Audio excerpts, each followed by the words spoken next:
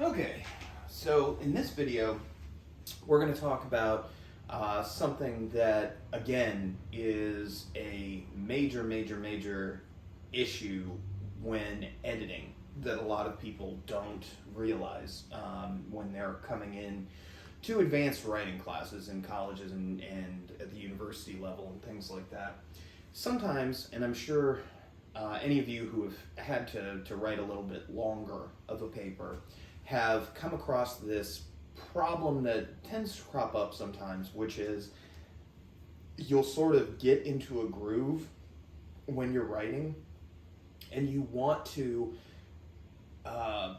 get that information down on the page so badly because you just feel like you have to get it out of your fingertips or you'll lose it, that a lot of times what happens is we know what we mean to say as writers, but to our readers, without proper editing, there can be gaps sometimes where either punctuation should go, and in this case, where words should go, where they just aren't. And this generally comes not from laziness, but just from a very intense writing session and then a lack of eye to detail when you're editing. So I'm just going to read this sentence, and then, as I'm reading it, try and envision what exactly is missing here, because there's absolutely a word missing. And there are a couple different choices, but generally speaking, I think most of your brains will fill in the gap here. So, soccer fans the globe cheered when Messi scored his second goal. For those of you who don't know who Lionel Messi is, he and Argentina just won the World Cup. He's arguably one of the greatest soccer players of all time.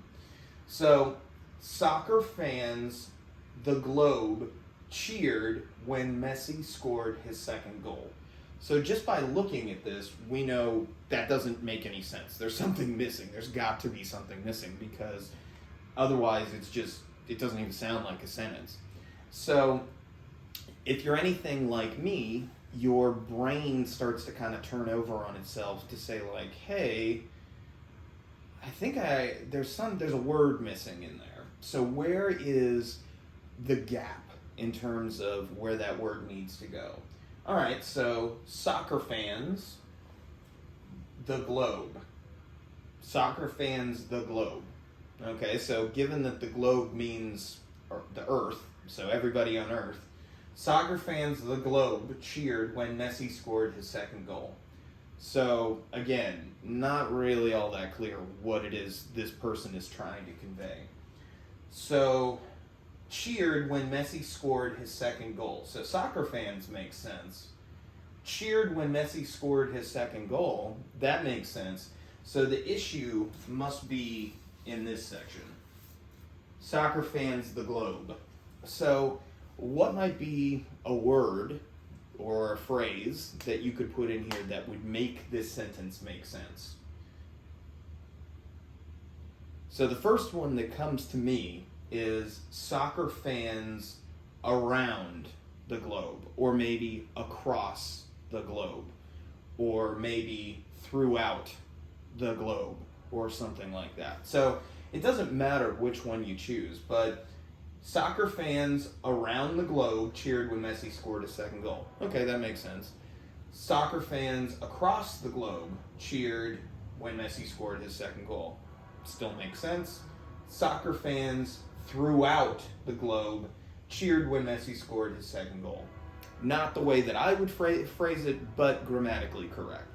So when we get into these intense writing sessions, and I'll be honest with you, I've been where some of you are, where it's not an intense writing session necessarily because you have these just awesome ideas that you need to get down on paper.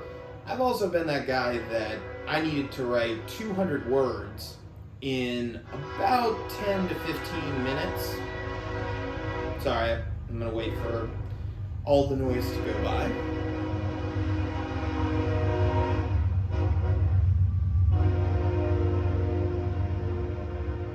Okay, that was obnoxious.